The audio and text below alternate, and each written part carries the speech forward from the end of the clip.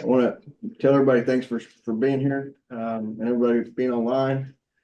You know, we were asked by the legislature last session, or actually directed as a writer, to put together a wine study. I appreciate everybody reading through this, taking an interest in it. You know, we wanted to focus on three different things, and that's what types of permits are out there, the funding that affects the wine industry, that language that's in statute now, I know expires here pretty soon. So I wanted to make sure we pointed that out as part of the study. And then we wanted to talk about direct shipping as well. Mainly because as part of the study, we're looking at wineries and what hurts them and doesn't and that kind of thing in terms of their businesses out there. And I think when it comes to folks shipping in from out of state that don't have a permit, that makes things difficult for Texas wineries along with other folks as well. So that's kind of why we threw that in there at the end. Jared, do you want to lay out what was in the study for us?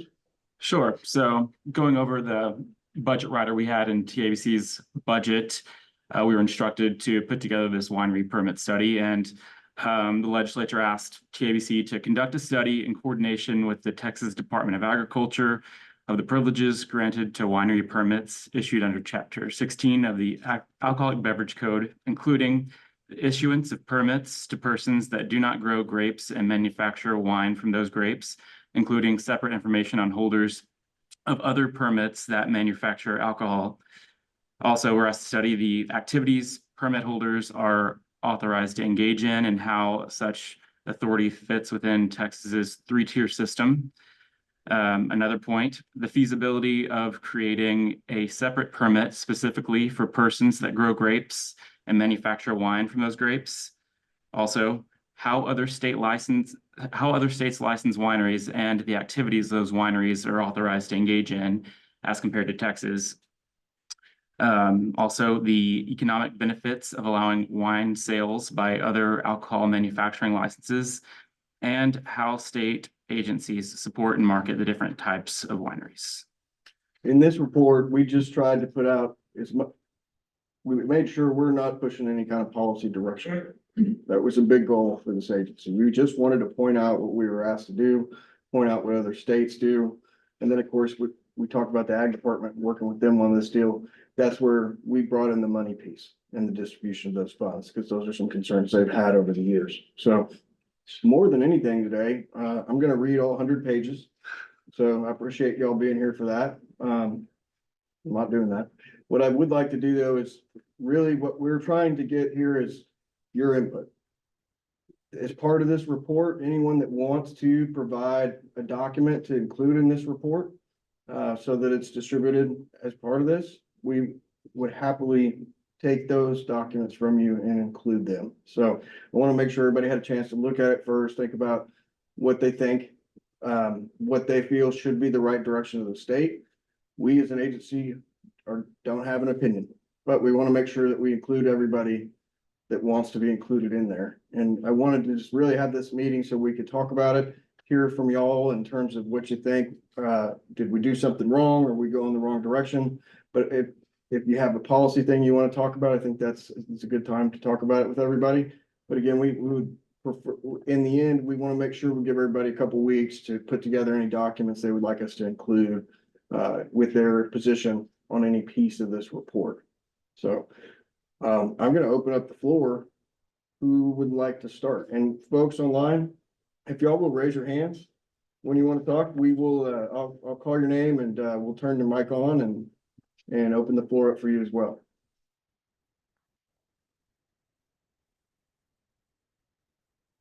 You want me to just start calling on folks or? I tell you what, Tony, you're now on the floor as our new government relations guy. So why don't you tell us all about it? No, really, I just want to introduce you, make sure everybody knows you're here with the agency. You started with us a little while back and we're glad to have you. So. Yeah, absolutely. I'm Tony Morales. I was with the representation developers before starting with TABC on May 1st. Some of you all are basically wondering time.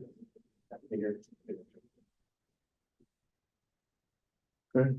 It's going to be a short meeting if nobody wants to speak. Do you want to stand here? Why don't you come up if you don't mind? That way we can make sure that it hits the mic and everybody can hear Yeah. you. First of all, thank you guys very much for all the hard work. I think there's a lot of exceptionalism in this report. In reviewing it, I appreciate the agency's attention to detail. It's been awesome to work with you guys on numerous issues over the past years, and I'm grateful for it.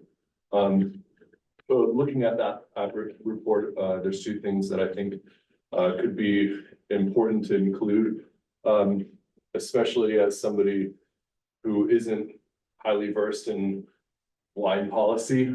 I want to make sure that the agency can highlight the incredible distinction and separate the issues.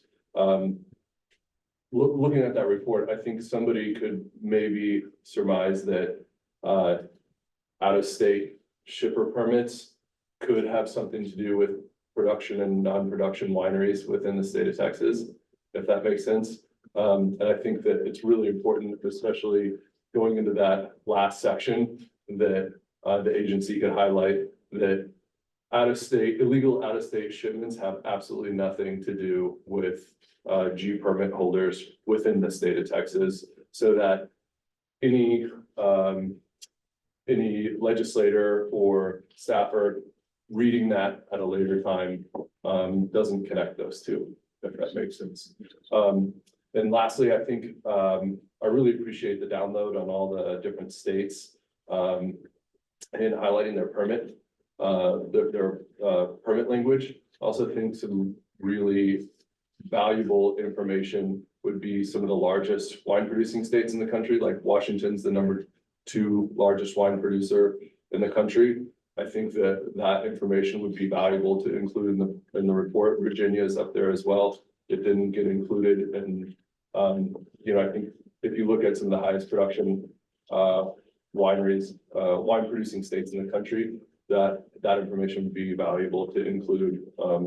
Not that Nebraska isn't relevant, but I think it's a little less relevant than some of the larger producing states in the country. Thank you guys very much for this report, and I'm grateful to read it, and happy to be a resource. So thank you. Thank you. Yeah.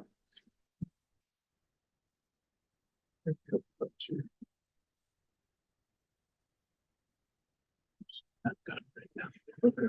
Question. You got one? Okay. I'm gonna turn this question over to Bill with wine.com. He's got a question for us, and Bill, I'm gonna unmute you and let you ask for the group here. Your question, if I can figure out how to. It might be toward the bottom, or are they alphabetical? I just unmuted myself. Okay, great. Thank you. Thank you for the opportunity, and thank you for this call. It's really interesting. My main question is how will the proposed changes affect the current licensees? Are there going to be changes on how the current licenses set up, or will you be grandfathering current licensees? Bill, it's a good question, but it's not one that really the agency can answer. We're not proposing really anything. As part of the study, we were just asked to talk about some of these topics, and that's part of the reason we included other states and what they do, and then what we have on our own books currently. So that would definitely be something that when it comes to that policy and any kind of proposals, it would be up to the industry to go to the legislature to make any kind of proposal.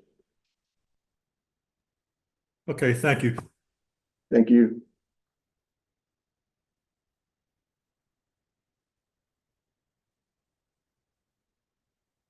Okay.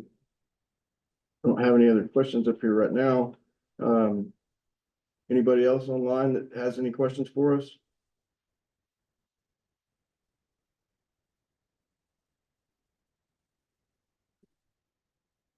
Anybody? Yes, please, if you want, come on up.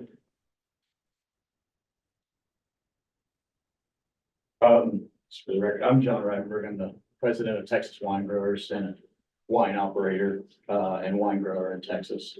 Reading the report, which has been so diligently put together, there's one suggestion that I might have to help shape some of the narrative and conversation. The phrasing "wine from grapes they grow" I think would be maybe a better served as just Texas agricultural products.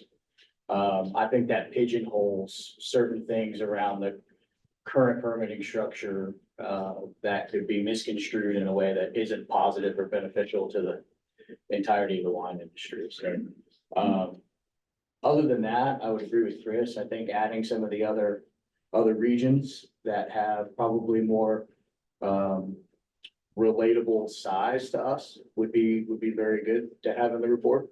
And again, just reiterating, making sure that there's no bridging between the three questions asked and charged to TABC, that there's not really a bridgeable connection between illegal shipping or permitting adjustment in any way that we see, at least I see through reading the report. I think to a layman, sometimes that could be construed, that jump could be made, and I just want to make sure that, you know, the agency also understands that we see that and would like to make sure that you guys know that. Thank you, John. Appreciate it.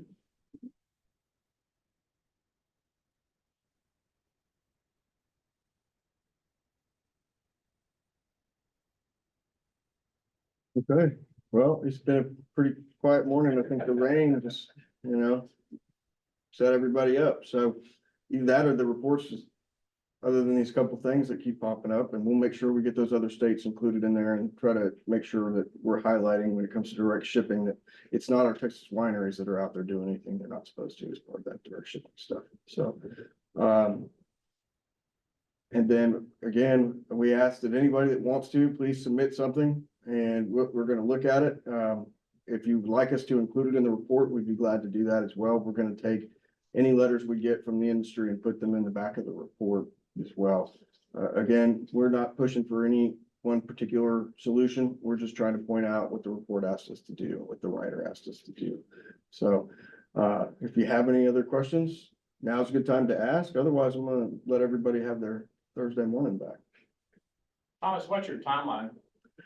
I think we're looking at Jared. How long are we going to make sure we give everybody at least a couple of weeks? I think we put out there in the stakeholder meeting notice emails that we're going to give everybody like until August 8th to submit any kind of written comments or suggestions you have, or if there's any other letters from trade associations or amendments to the letters we've received already.